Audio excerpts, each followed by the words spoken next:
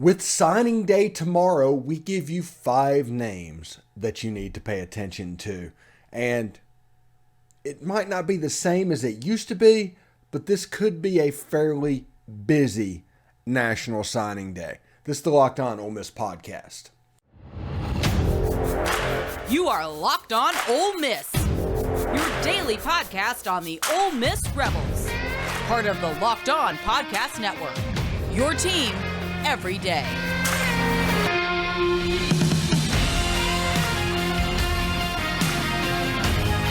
All right, welcome to the Locked On Ole Miss podcast. I am your host, Stephen Willis. Thanks for tuning in. My Twitter address is down below there.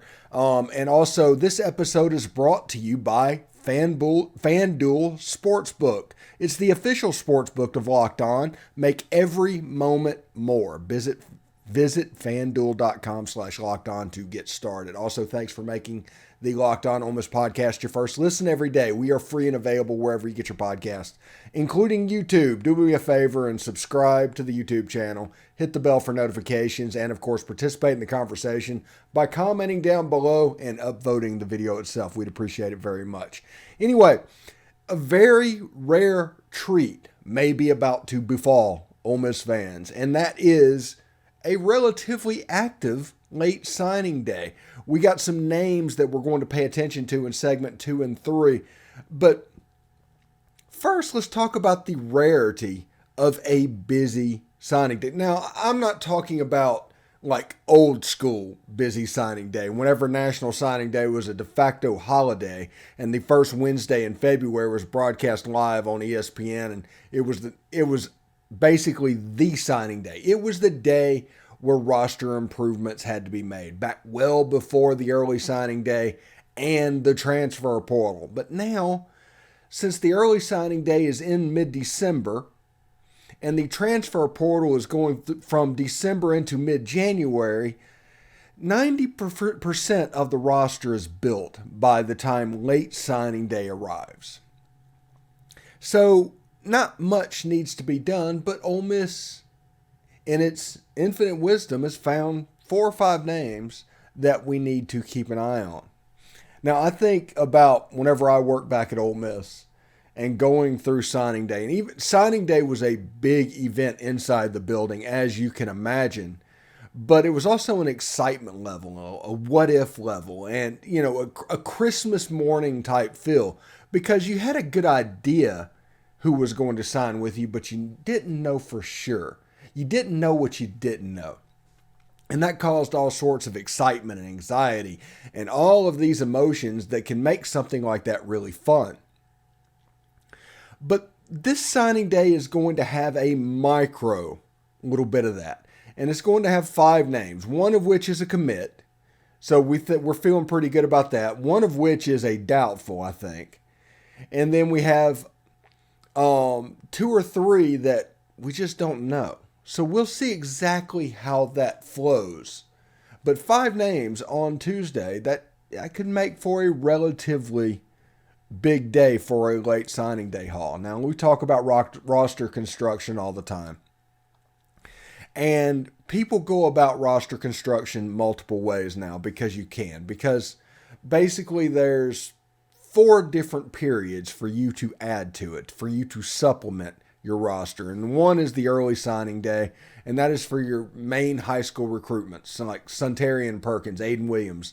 Those guys signed on early signing day. Then you have the transfer portal windows, which were just added this year. Okay? And they were utilized very effectively. I think Ole Miss is about 12 and 13 at this point between early signing day and the transfer portal, and they're getting to get ready to get into the late signing day. And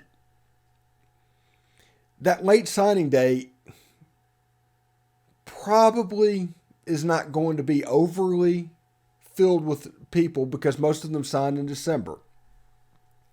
But my point is, after spring training, after spring practice, the transfer portal window is going to open again. And people are saying and just putting out there that you're not going to be able to find anything in that window. And I like to go back and think, like, how do you know? How did you get that information?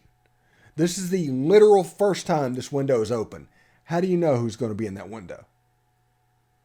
And we will see how it goes. But what you are seeing from Ole Miss is they tried to do their high school pieces, and they're not reaching on anybody. No matter who Ole Miss signs, it will not be a reach. They're not going to sign low 3-star projects.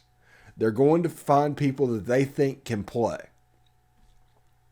So on the late signing day, if they get somebody, that is because they didn't find anybody in the transfer portal at that position that they think can play at this level.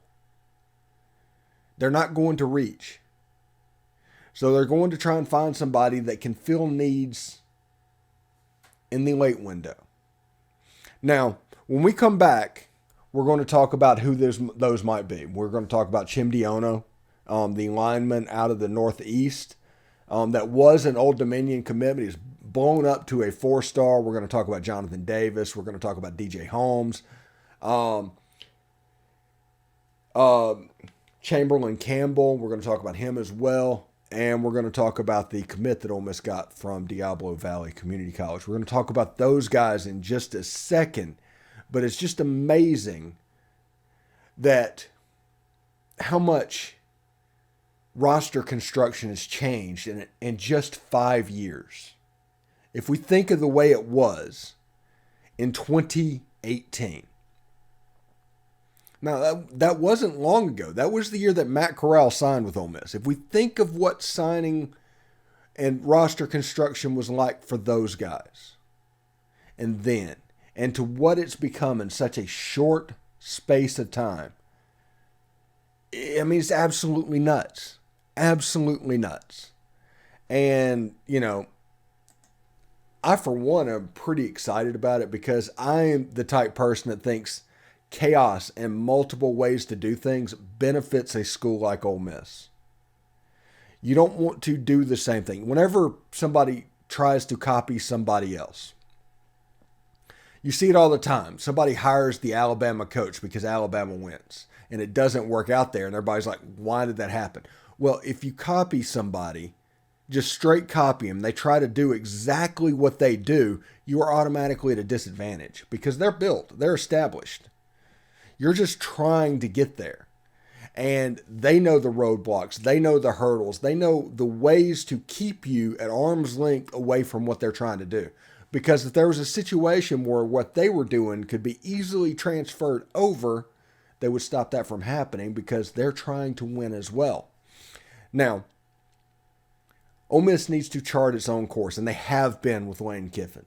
One of the ways I really enjoy what Lane Kiffin is doing is in the area of roster construction, and not just using it as a necessity, but using it as a cog that's normally in the wheel.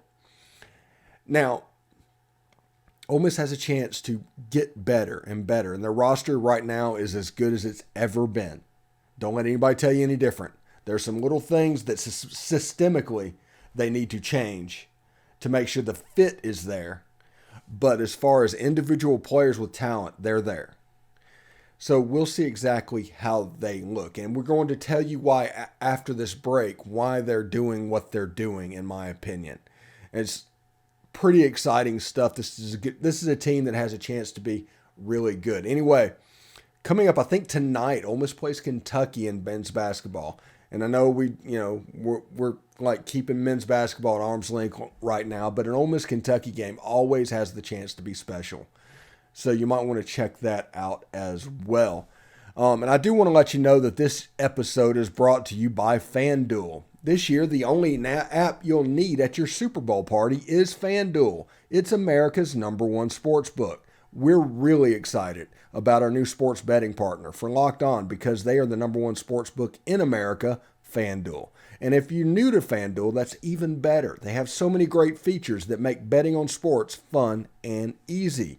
Download FanDuel now so you can bet Super Bowl 57 with a no-sweat first bet. You'll get up to $3,000 back in bonus bets if your first bet doesn't win. FanDuel lets you bet on everything from the money line, point spreads, to who will score a touchdown. The FanDuel Sportsbook app is safe, secure, and super easy to use. Best of all, you can get paid on your winnings instantly. So join FanDuel today at FanDuel.com/lockedon to claim your no-sweat first bet on Super Bowl 57.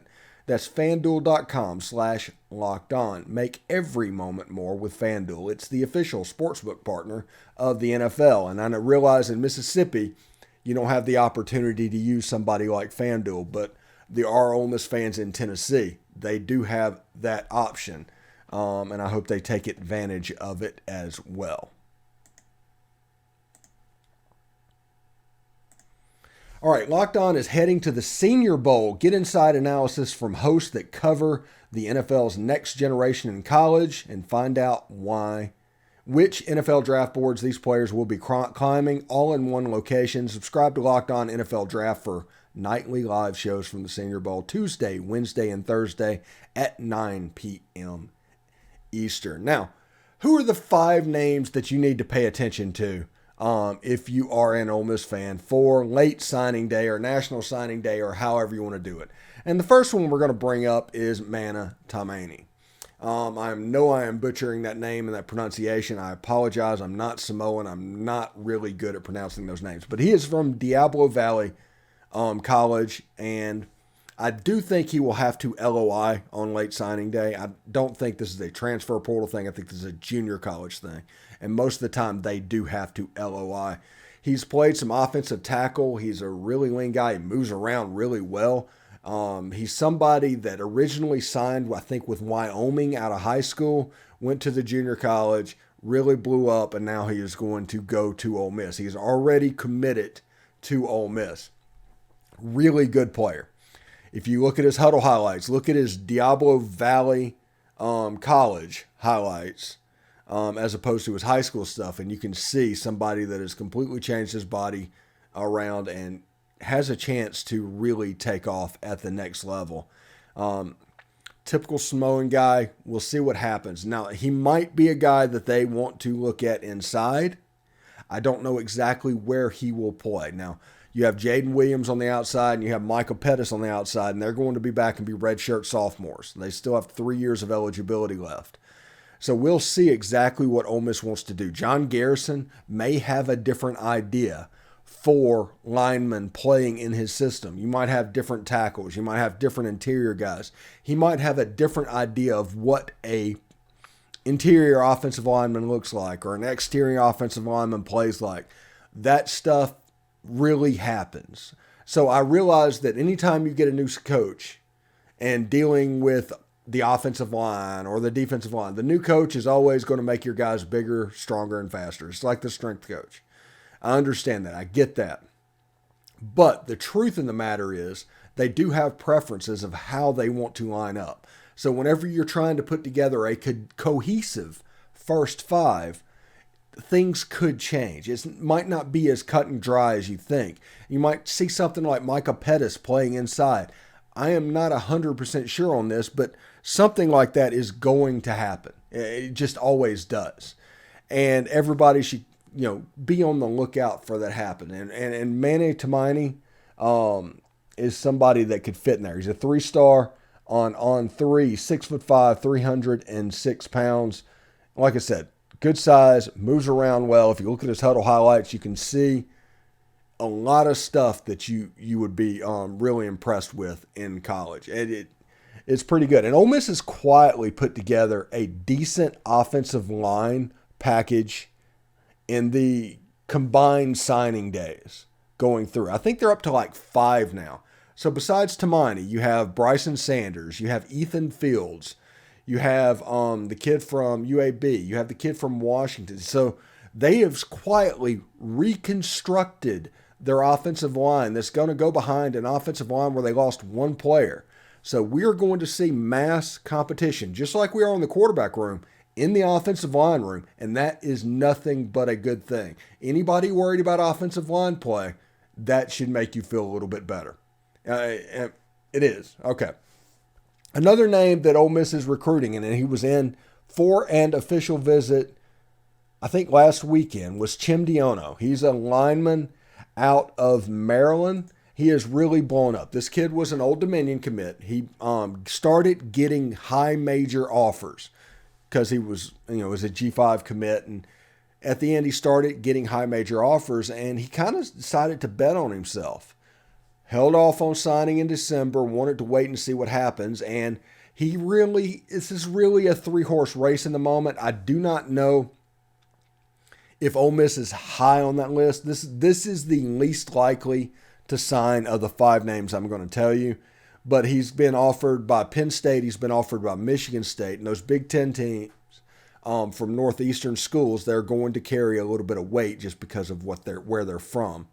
I don't know where exactly he would go. I do know that Ole Miss got the last visit from him, but this is an on-3 4-star player. He's kind of blown up a little bit. And once they got him on campus and started talking to him,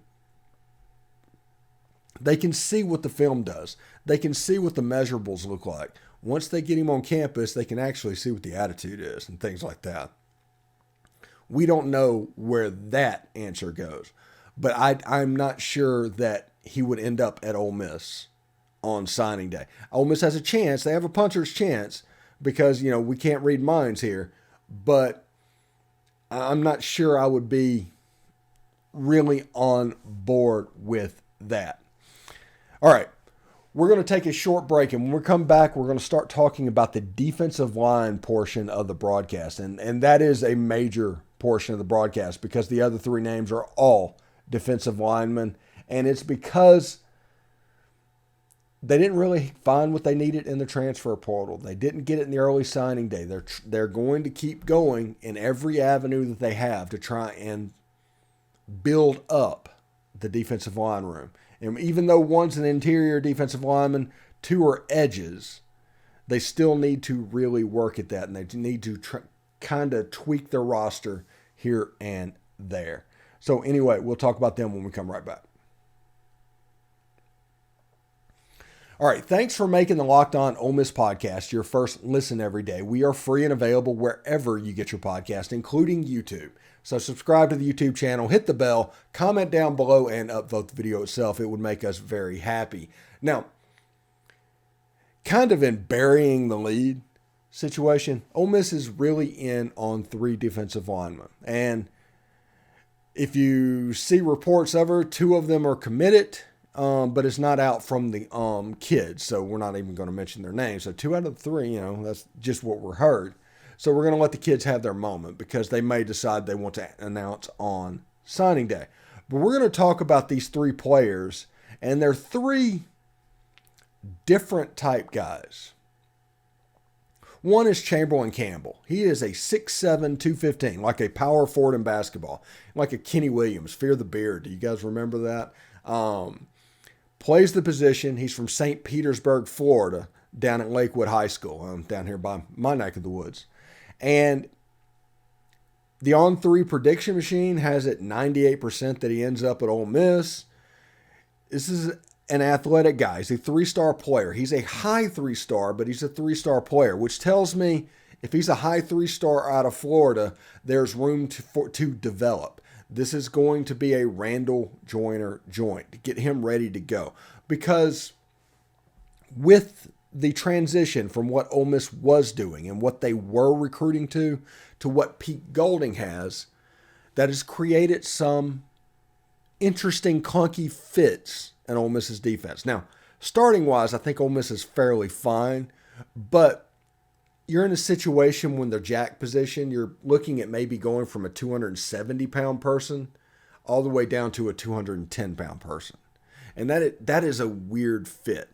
Now, Chamberlain is a red shirt candidate. He's 6'7", 215. So I think Marquise Haynes would be the good comp if you're looking for body style of him. And I think he needs that red shirt thing to get up to 235, 240. Once he gets to that, he will actually really be able to go. The next player I want to talk about is DJ Holmes out of Pahokee, Florida. I think they play the Muck Bowl. That's one of my favorite nickname games. That's a South Florida player. I think Artis Ford was from there as well. He's another 3-star player. He's 6'2", 235. So he doesn't have the height. They want a defensive end to be 6'4", 6'5", and they want length from that position. So if you're 6'2", you automatically have a strike against you in the evaluation process. So much about evaluating these players are analytics and kind of just painting with a broad brush. So you really need to see. Sometimes a kid, might be a 3-star or 2-star player that can really blow up. Somebody like the defensive lineman for the LA Rams, he's 5'10" defensive lineman. He probably didn't get rated very highly because of the analytics. I mean, it just is what it is. But he's a top 1,000 player, 140 in Florida. He's 6'2", 235, like I said, from Pahokee. Ole Miss is the heavy favorite to land him. So the reason I bring that up, him and Campbell, DJ Holmes and Campbell, is Ole Miss has a need at jack. I've been talking about this over and over again. The jack position that is going to be created, Ole Miss needs to find people to fill that role. Now, whether you might get Campbell, who has a body type of Marcus Davenport, or a more squatty player like DJ Holmes, who is, I think, currently leading the nation in sacks in high school or something like that. These are both twitchy guys, and they're both high guys. Remember, this staff does not reach. If these guys have an offer, it's because they can play. So we'll see exactly what that position looks like, but it will immediately firm up the outside of this defense on the edge. You got Suntarian on one side, you're going to put somebody like this on the other side. They have a chance to develop into a really good player, but you might have some rough edges that you at least need to knock off. I mean, these guys are really, really good players. Now, the last player that I want to talk about that you need to keep an eye on, his name is Jonathan Davis. He's out of Lawrence County in Mississippi. He's an interior defensive lineman. He's 6'5", 300. Now, I'm not talking about talent right now, and he's a heavy favorite right now to go to Mississippi State.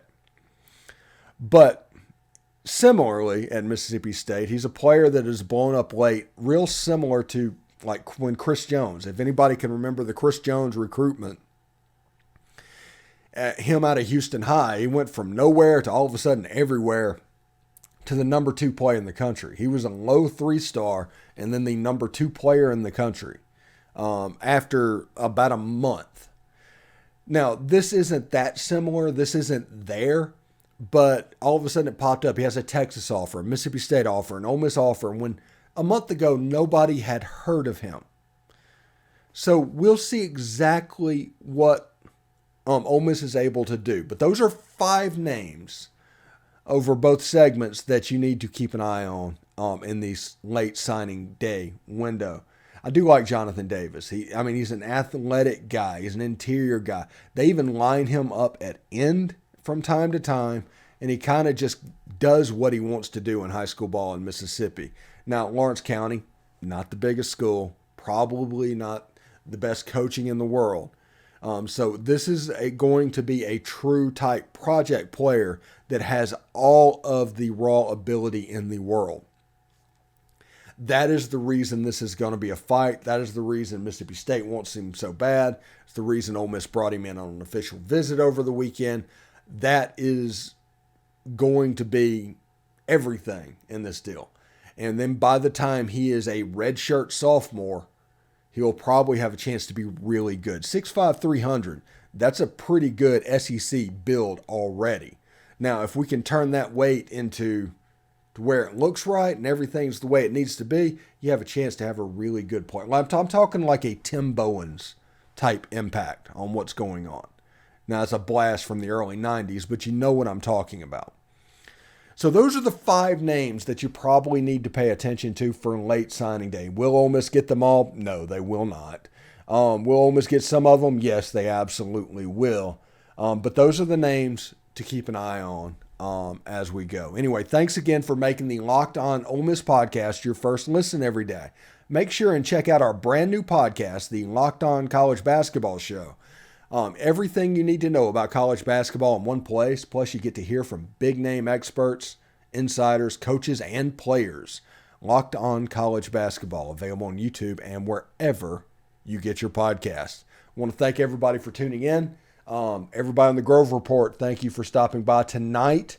Pratt Rogers is going to come in and talk about our late signing day and general Ole Miss thoughts, and we're going to start trying to construct in our mind how these new perspectives are going to hit the airwaves. So we'll see exactly how that goes. But until tomorrow, we'll see you later. Peace.